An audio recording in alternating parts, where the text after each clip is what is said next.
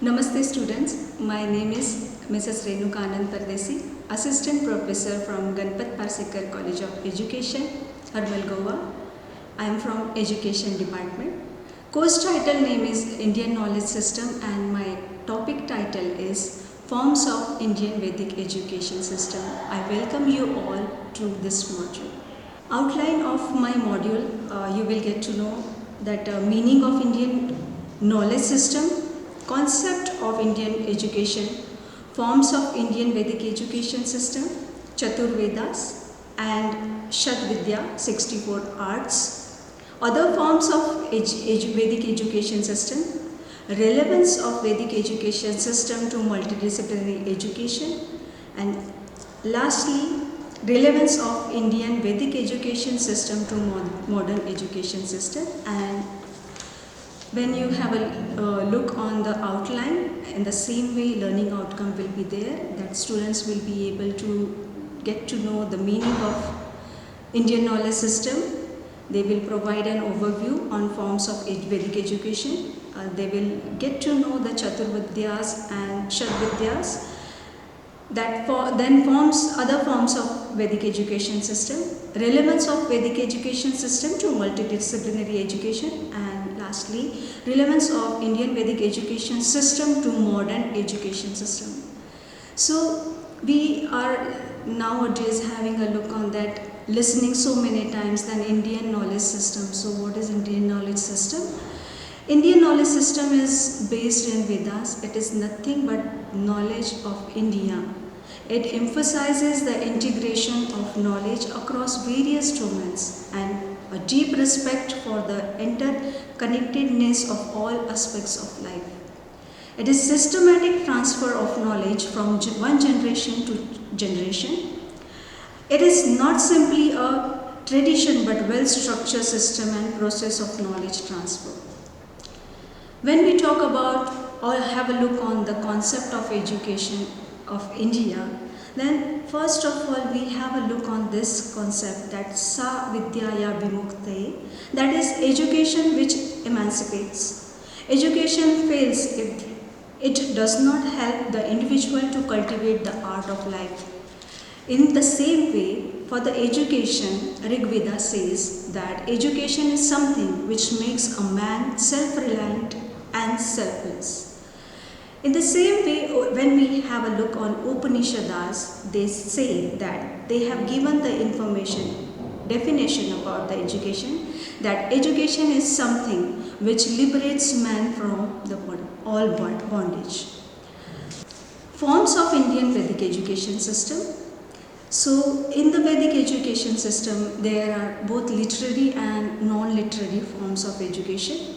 Under literary forms, we have Vedas, Brahmans, Arinakas and Upanishads, where non-literary forms, oral transmission, ritualistic practices, observational learning, apprenticeship and mentorship, cultural immersion. We will have a look one by one on this. When we talk about literacy form under Vedas, the Vedas are a collection of ancient scriptures composed in Sanskrit and are considered the oldest sacred text of Hinduism. There are four main Vedas: Rig Veda, Sam Veda, Yajur Veda and Atharva Veda.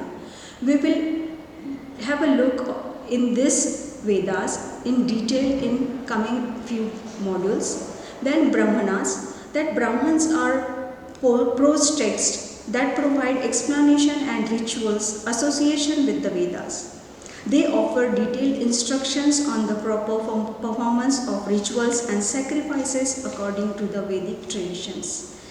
Arinakas, also known as forest texts, are philosophical treatises that explore the deeper meanings of Vedic rituals and sacrifices.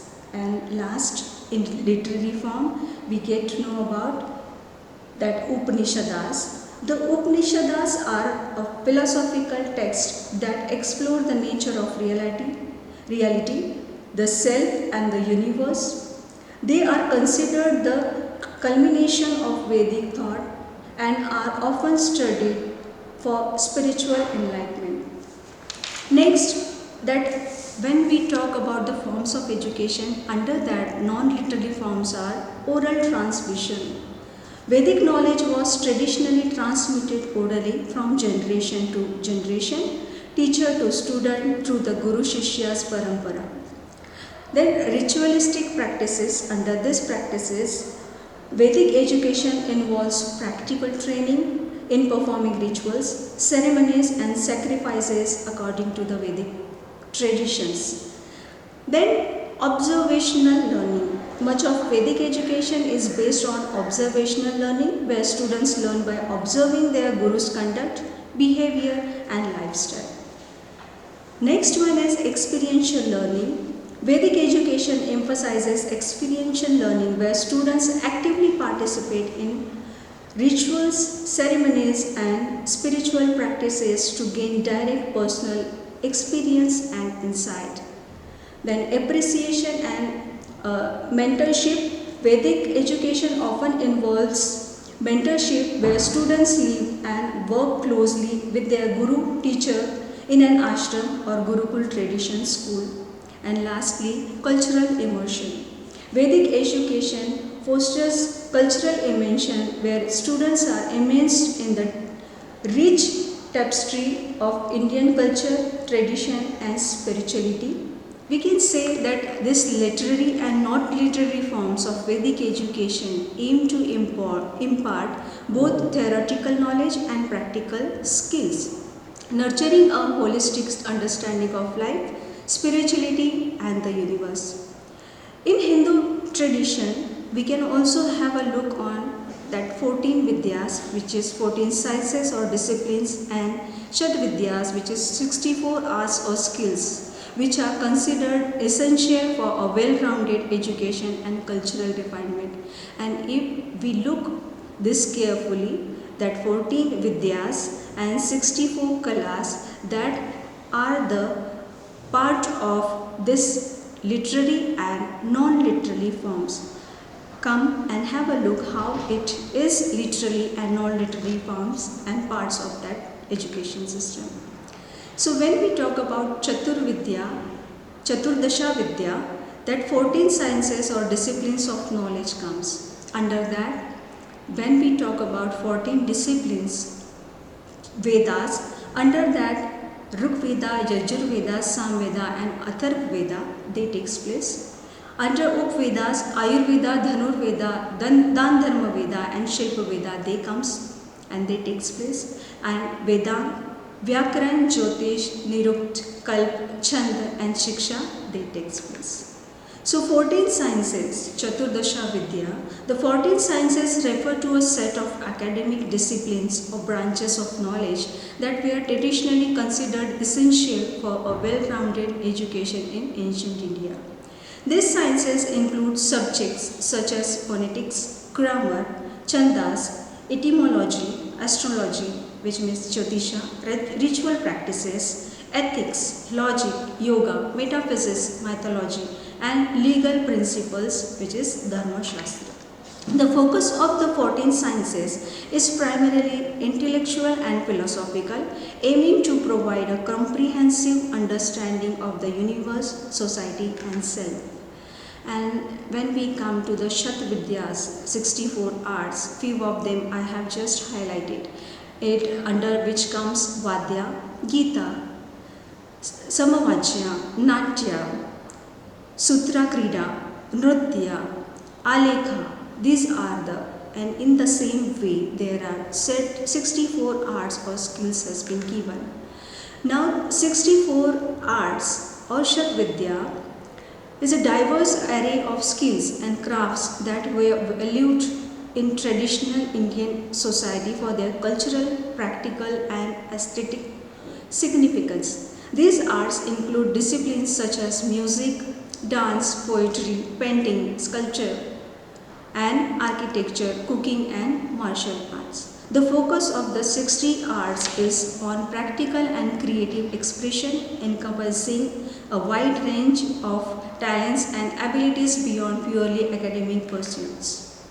Now, 14 sciences and Shat Vidya, when we compare how they are different from each other and how they work differently from each other, the answer for this that 14 sciences or 14 Vidyas emphasizes intellectual and philosophical knowledge, where the 64 arts encompass practical skills and creative expression.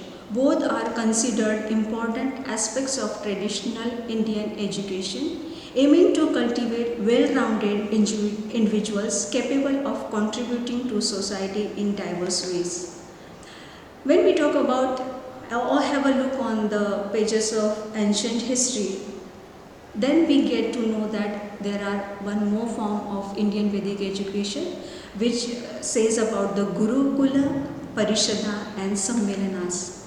So have a look, what is Gurukula? Gurukuls were the dwelling houses of gurus situated in natural surroundings. The beginning of education was marked by the Upanayan, a ceremony which was generally performed at a prescribed level. Then second one is Parishads. Parishads were bigger educational institutions where several teachers used to teach different subjects. The term Parishada in Upanishads has been used for a conference of learned men assembled for deliberations upon philosophical problems, and Sammelan in this educational institution. Scholars gathered at one place for discussion and competition, generally on invitation of king. Scholars were appropriately rewarded. When we see the background of our or the history of our Indian Vedic education, that the purpose of the learners to learn and to inculcate knowledge, skills, attitude and wisdom in them. So learning concept, when we say this, then knowledge explains about the condition of being aware of something, which is facts or concepts. Skills, abilities based on performance measured in time and precision. Attitudes, feeling, emotion, beliefs or values about something, and wisdom, applying the knowledge in critical situation to make a decision. So these are the learning aspect which were played an important role, and even if we say we have a focus on modern education, it is not different from the earlier education system. So when we talk about, again the point comes that Vedic education system, 14 Vedas, 64 Kalas, or when we have a look on the national education policy, they have given the focus to multidisciplinary education, and this multidisciplinary education nothing but the base of this 14 sciences and 64 Kalas. So have a look what this multidisciplinary education NEP talks and what they have given. A multidisciplinary education, as envisaged in the NEP 2020, aims to develop social, physical, intellectual, emotional and moral capacities of human beings in an integrated manner.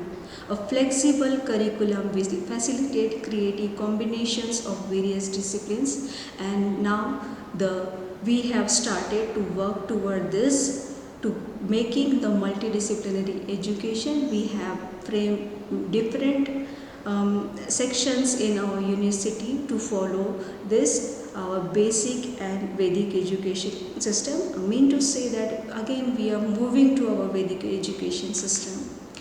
Now, relevance of Vedic education to modern education, if we say that it is giving holistic development, ethical and moral values, stress reduction and well-being, environment sustainability, cultural heritage and identity, critical thinking and inquiry. If we take one example from this Vedic education system, that Sushruta was an ancient physician and surgeon. Sushruta Samhita is one of the ancient Sanskrit texts about medicine and surgery, where we can say that this is the part of literary education, literary form of Vedic education, from where his contribution to medicine includes classification of surgical instruments, the description of various surgical procedures including plastic surgery techniques. Sushruta's legacy continues to be celebrated in the field of medicine, and even now the Sushruta's Din Sahita is followed by so many medical this physician and surgeon to take guidance for the skill work in today's scenario. So conclusion, in summary, while Vedic education may have originated in ancient times, its principles and teachings continue to offer valuable insights and perspectives that are relevant and beneficial in the modern educational context. Integrating elements of Vedic education into modern curricula can help create a more balanced, compassionate, and sustainable approach to learning and personal development.